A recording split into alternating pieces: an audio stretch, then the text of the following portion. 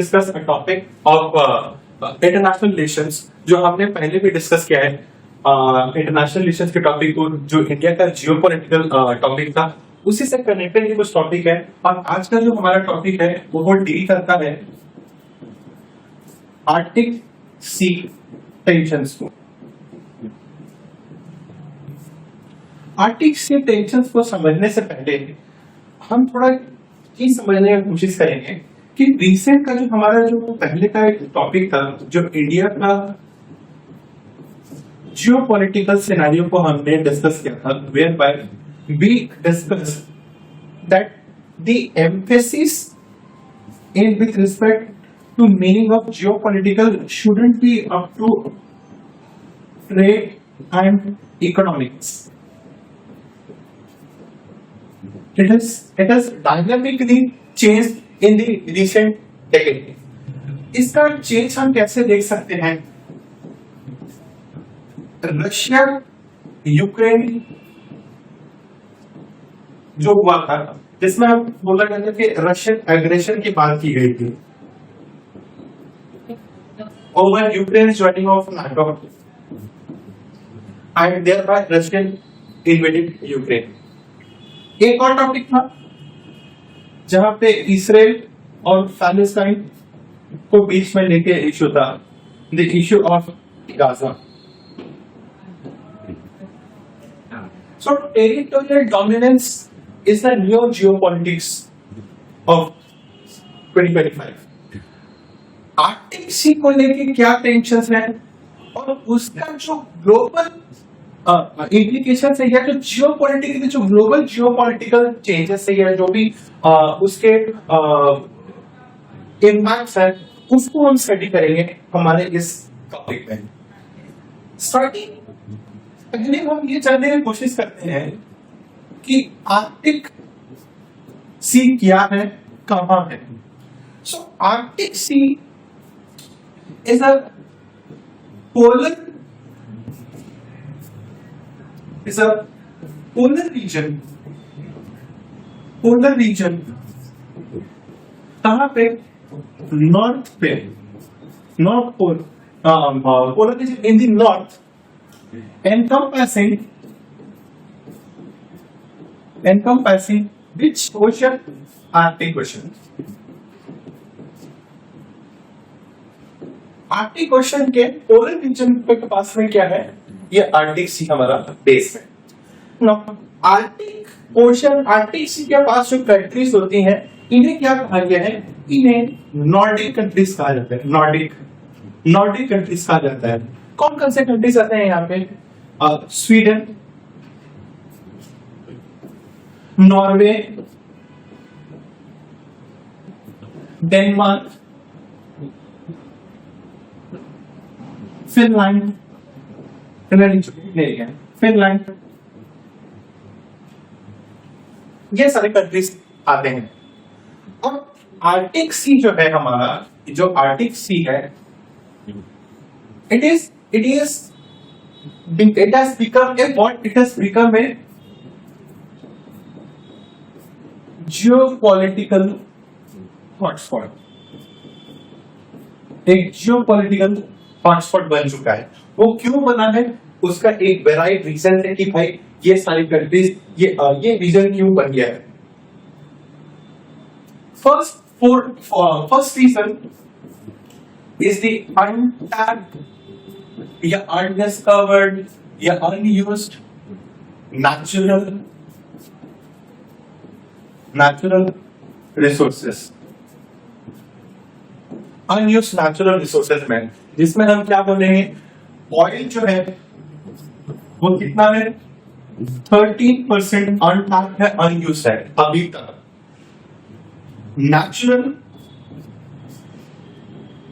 Natural gases accounts to almost 30%.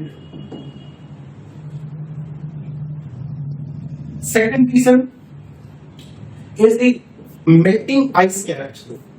जो global warming से melting ice caps हैं वो क्या हो रहे हैं? मेल्ट हो रहे हैं. और उससे क्या हो रहा है? फर्दर न्यू सी रूट्स बन रहे हैं. फर्दर क्या उससे बन रहे हैं, न्यू सी रूट्स बन रहे हैं। जैसे कि मैं बोलूंगा the north west passage, north west passage है। नॉर्थ वेस्ट पैसेज कहाँ है? On the Arctic region of Russia, on the Arctic region of Russia, जहां पे क्या है, this reduces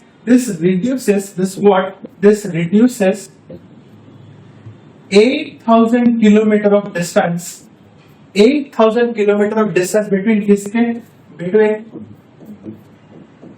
Asia and Europe। और इससे क्या होगा, रशिया को फायदा होने वाला है, ट्रेड रूट्स में भी फायदा होने वाला है। ठीक है, ट्रेड रूट्स में फायदा होने वाला है। फर्दर न्यू सी रूट पे अगर हम बात करेंगे तो फर्दर मैं बोलूंगा कि Northern Sea Route, the North Sea Route, जिसको हम क्या बोलते हैं, शॉर्ट फॉर्म में एब्रिविएटेड कहा जाता है NSR। ये कहां है? This is between the Atlantic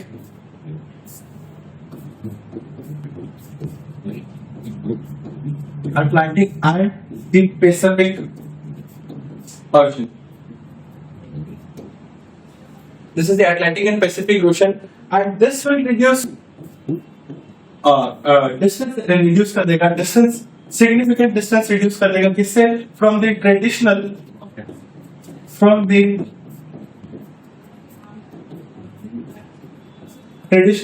Suez Canal route। Suez canal के बारे में आप सब जानते हैं, रिसेंटली ब्लॉक हो गया था, ऑयल स्पिलिंग वाली केसेस है, तो सुएज कैनाल के रूट से भी हमें बचाएगा। ट्रैवल टाइम रिड्यूस करेगा, जितना ट्रैवल टाइम रिड्यूस करेगा उतना क्या, उतना बेटर फैसिलिटेशन और ट्रेड एंड इकोनॉमिक्स होगा, उतना चीजें तो क्या हो जाएगी, कॉस्ट हमारा कम हो जाएगा। नाउ फर्दर अगर हम इसे डिस्कस करें, the dominance in this region is very crucial for the countries like the US, Canada,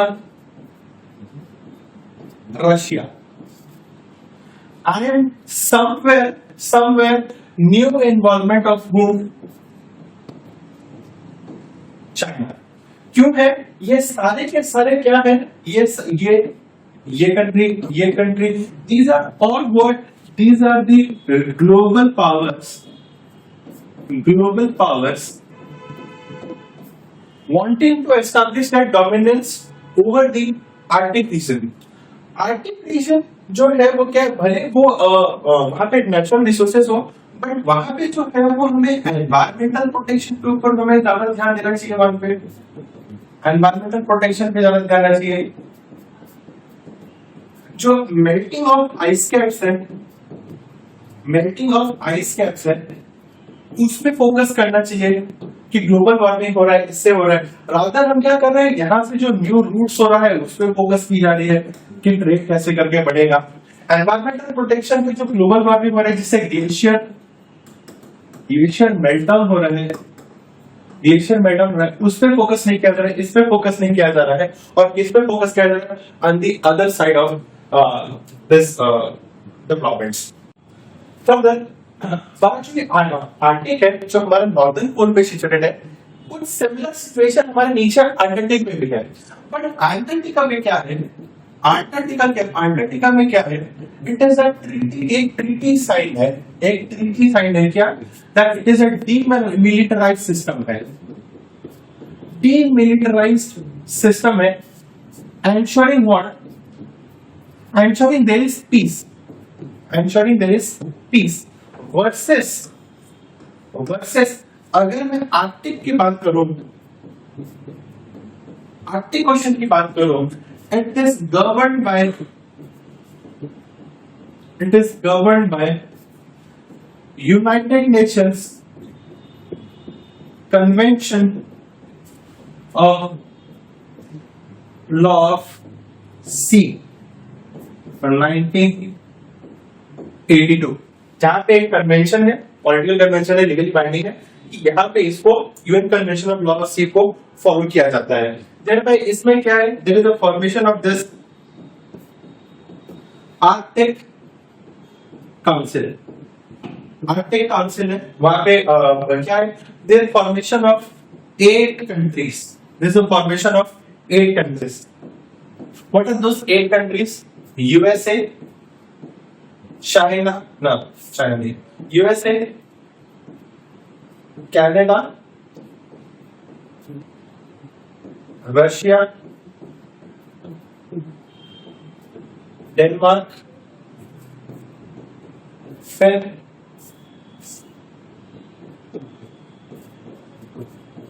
Finland, USA, Canada, Russia, Denmark, Finland, Sweden और कुछ कंट्री.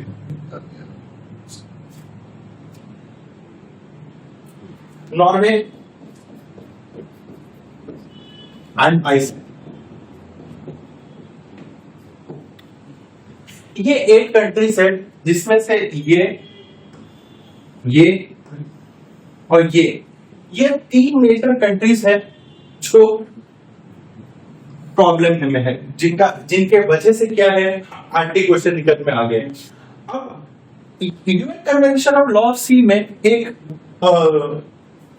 प्रोविजन है कि कंट्रीज विद इन 200 किलोमीटर क्या, in nautical miles, 200 kilometre in what, in nautical miles, ये लोग क्या करते हैं, they can claim a territory as exclusive economic zones. Exclusive economic zones बोल के टेरिटरी क्लेम कर सकते हैं. Where already under this UN convention of law of sea में Denmark and Russia, they both have claimed same territory. Further क्या कर रहा है, ये सिचुएशन को और वर्सन करके कर रहा है, एस्केलेट हो रहा है. क्या, further tension between Denmark and Russia. अब ये तो है, इसमें क्या है, the involving of China, the involvement of China is also a greater threat to the region.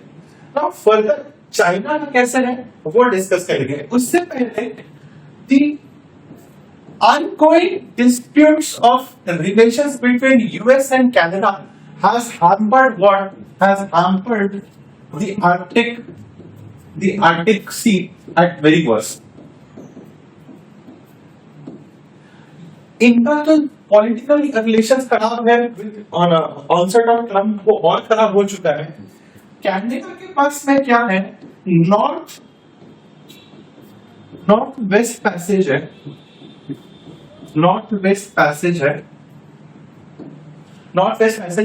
जिसे कनाडा क्या कहता है, ये जो है उसके किसके, कनाडा के internal waters का है. It is a part of Canada's internal waters, whereby US क्या बोलता है, US criticizes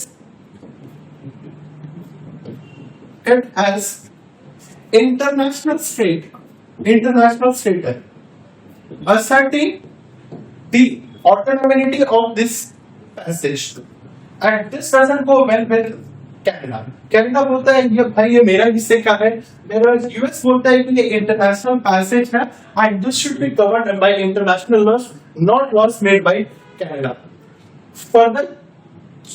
फर्दर क्या है, यूएस का अटेम्प्ट, यूएस ने क्या अटेम्प्ट किया है, US has attempted buying Greenland. US क्या है, ग्रीनलैंड खरीदना चाहता है. US wants to purchase Greenland from whom? US wants to purchase Greenland from Denmark. क्यों ग्रीनलैंड खरीदना चाहता है? Because in Greenland US already has a what, military base to assert its dominance. कहाँ पे? आर्कटिक पे अपना और कैसा डोमिनेंस, मिलिट्री डोमिनेंस असर्ट करना चाहता है, which further escalates the situation। ठीक है, ये बात तो चलो ठीक है एक बार के लिए। दूसरा क्या है,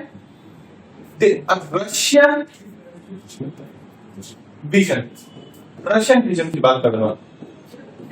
रशिया क्या ऑलरेडी क्या है, एक nuclear power ice breaker fleet है, यहाँ पे आइस ब्रेकर फ्लीट है। और further Russian claim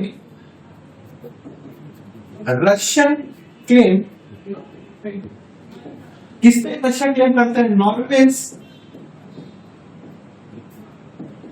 Svalbard island, Svalbard island को बोलता है कि ये उसका अपना है। Further escalating the situation of, मैं बोल सकता हूं Russian aggression at Arctic, Russian aggression at Arctic, ये पॉइंट। तीसरा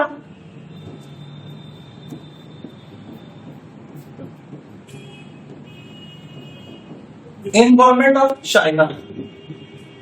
नाउ चाइनीज इन्वॉल्वमेंट जो है ये बहुत ही ज्यादा कॉम्प्लेक्स इन नेचर है। कैसे कॉम्प्लेक्स इन नेचर, अगर हम देखेंगे तो recently US Russia has starting to solve good ties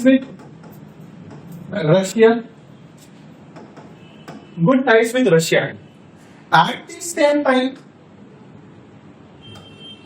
China has bad relations सभी बोलते हैं, अच्छे रिलेशंस नहीं, उसमें बैड रिलेशंस किसके साथ में है, यूएसए के साथ में है। एंड ऑलरेडी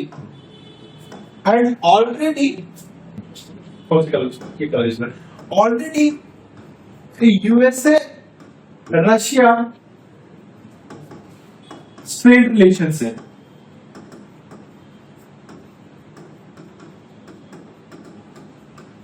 फर्दर एक स्टेप और आगे बढ़ते हुए मैं ये भी बोल सकता हूं कि रशिया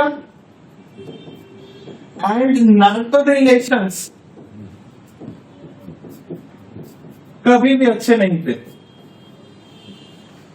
सो खुद देखो आप, चाइना का रिलेशन किसके साथ अच्छा नहीं है, रशिया के साथ अच्छा नहीं है, रशिया के साथ इसके रिलेशन अच्छे हो गए, one thing, but it doesn't have a good relation with China, it is a one thing। Further USA और रशिया के स्ट्रेट रिलेशंस है, यूक्रेन वॉर पर लेके और ज्यादा हो गया, because Ukraine already want, Zelensky always wants favour from western Europe which has seen relations, and further Russia का रिलेशन नाटो के साथ में अच्छा नहीं है, तो आर्कटिक रीजन पे पीस कहां से आएगा, आर्कटिक रीजन पे पीस कहां से आएगा। और यही ग्लोबल टेंशन हो रहा है इसके बीच में, because of Chinese involvement with Russia in a good terms and bad relations of USA. Further this is the three reasons जहां पे मैं बोल सकता हूं कि यूएस कैनेडा का नॉर्थ वेस्ट पैसेज को लेकर जो रिलेशंस है, रशिया का नॉर्वे के स्वालबर्ड रीजन को क्लेमिंग करना एक इश्यूज है, इन्वॉल्वमेंट ऑफ चाइना का वहां पे है, and Chinese relations with other country का relations also deteriorates the Arctic ocean region. Now what do we conclude from here, that Arctic region must be governed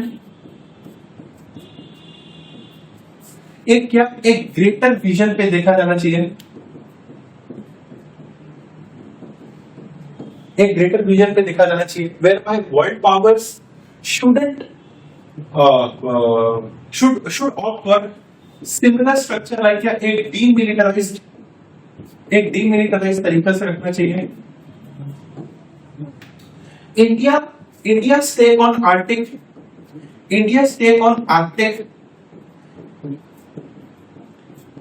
last year March 24 पे India had a winter expedition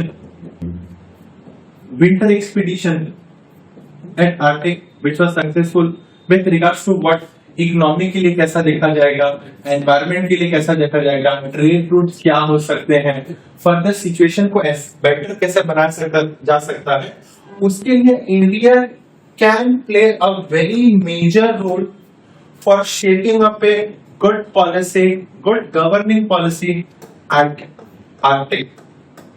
And further, all the countries and the Nordic countries should come together, ask for a demilitarized zone. आपस के बीच में cooperation आना चाहिए, and India should progress for a more neutrality in this region. As far as I conclude my topic, thank you.